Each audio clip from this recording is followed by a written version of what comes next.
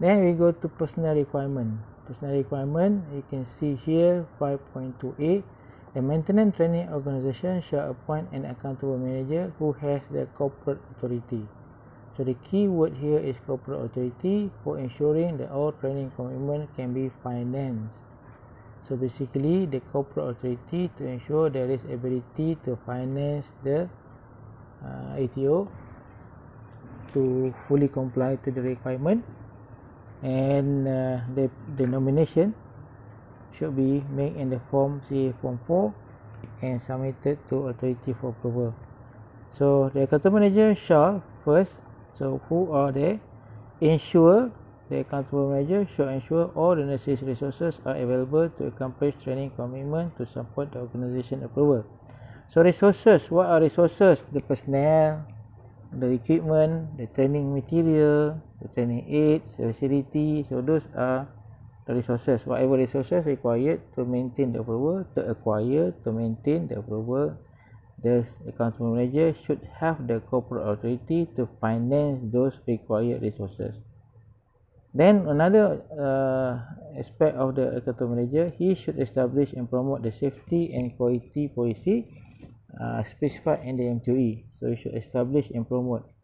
So this word here, establish, which is already MTOE, and many MTOE already having it because it's part. Because this is a part, there's a chapter for that. And then promote. So promote, and then there's promote is one thing. How do we promote? So they have to have a program to promote the safety and quality policy throughout the organization. And the third one, demonstrate the basic understanding of this notice. Obviously, if you are a accountable manager, you've been entrusted to be responsible on the organization and you should be able to understand the legislation, the basic legislation, not in detail. At least he has to understand the Civil Aviation Act, National Civil Aviation Regulation, and most importantly, this notice 1201. Then 5.2b on personnel, the organization shall nominate a person or group of person whose responsibility including ensuring the organization comply with this notice. Such person shall ultimately be responsible to the accountable manager should comply with the following.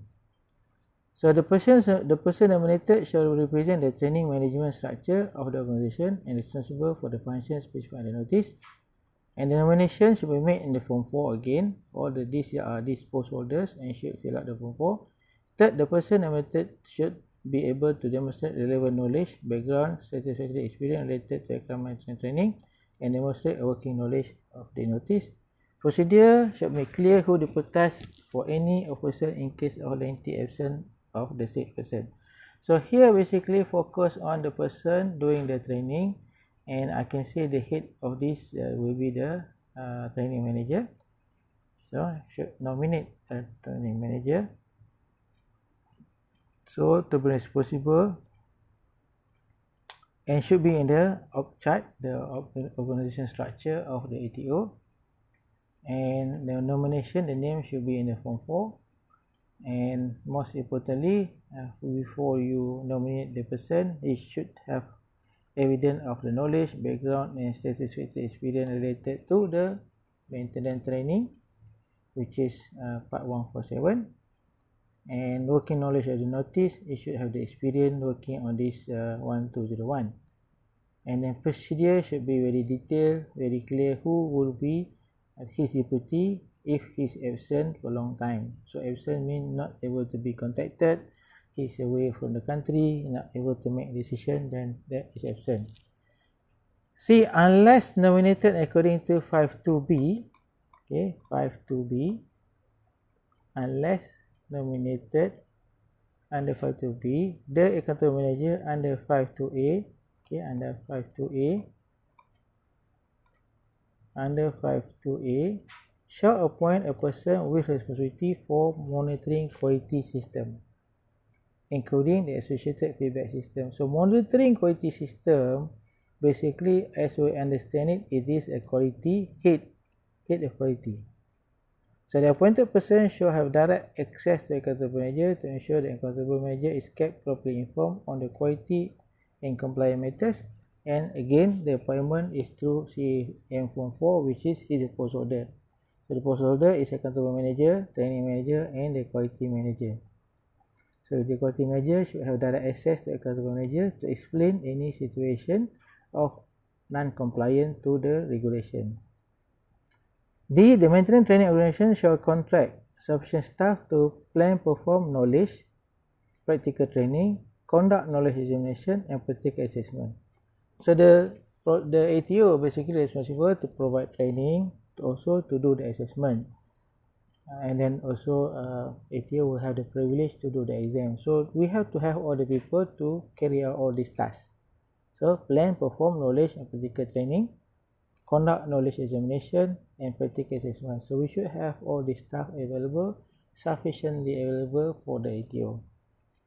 By the regulation applied to D, by the regulation applied to D, when another organization is used to provide practical training and assessment, such other organization staff may be nominated to carry out practical training and assessment.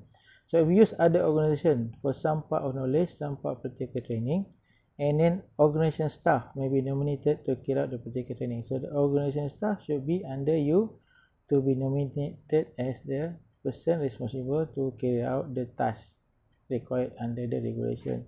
Any person may carry out a combination of the roles, so it can be constructor, examiner, assessor, subject to compliance of 5.2H here.